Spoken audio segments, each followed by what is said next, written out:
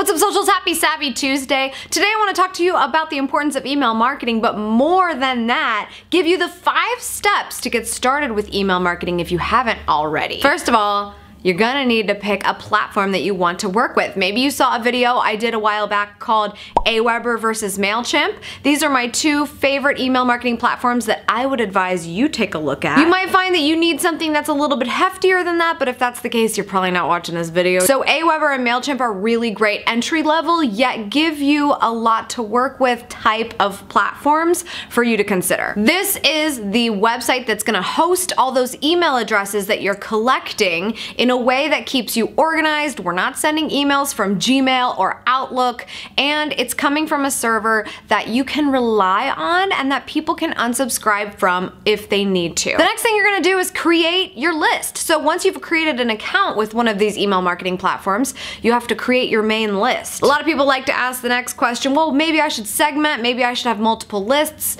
Just keep it simple. Your main mailing list, just create that and then get sophisticated later down the line once you got this main list locked up. My list is called Amy's Elite, but you can name it whatever you want, and you can also name the return address name. You might want that to be your own name, you might want that to be your company name. I gave my email subscribers the name Amy's Elite, so they always see that in their inbox, they know exactly what it is when it gets there. Try not to be too cryptic. I've seen some startups try to summarize their name in an acronym and then I'll forget who it is altogether and unsubscribe from the email, not even thinking, or trashing it and definitely not opening it. So be as clear as possible in your return name who it is so people don't forget about you. Next, you've got your list all set up. You're ready to collect email addresses, but before we get to that point, you need to create your first autoresponder. This is the email that goes out immediately after somebody confirms their subscription. If you sign up for Amy's Elite, you get my free gift. Right now, it's my ultimate Twitter guide. So in order for you to get that, I need to create an autoresponder that has that attachment included once you opt in. I'm not just gonna let it sit somewhere unless you opt into the email list. So the only way to guarantee that's the case is for me to make it an attachment for your first autoresponder set to go out immediately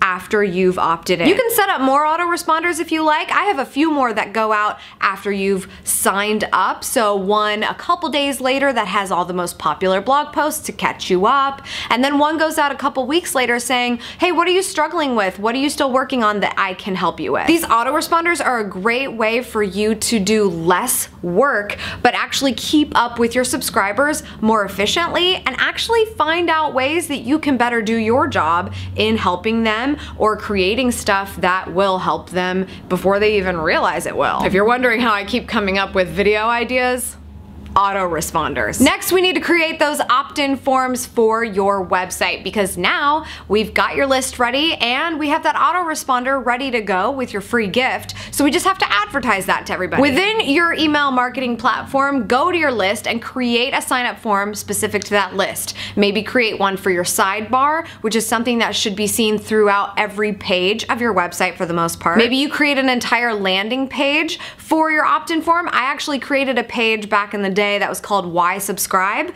It was underneath the sidebar opt-in form for people that were like, why would I do this? I don't know why I want to sign up for this. And then it took them to a whole page that said, well, here's why. You might even want to create an opt-in form for your About page because that's also a great place where people who are just getting there and go to learn more about you to see if they want to stick around will decide to stay because of what they've learned and then sign up for your email form there. So a great place to get those email addresses as well. And lastly, but most importantly, prepare that first email blast to go out. If you don't do that and you rely 100% on autoresponders, you're not gonna have a healthy list. And you need to be very clear in both your opt-in form and in your newsletters how regularly you plan to communicate with them so that they're not ever caught off guard and that they can unsubscribe whenever they want at the bottom of any email. Staying consistent and delivering this transparency is a great way to keep people very, very happy on your email list, which is exactly what you want because when they're on this list, they're probably thinking thinking about how they might be able to do business with you in the future.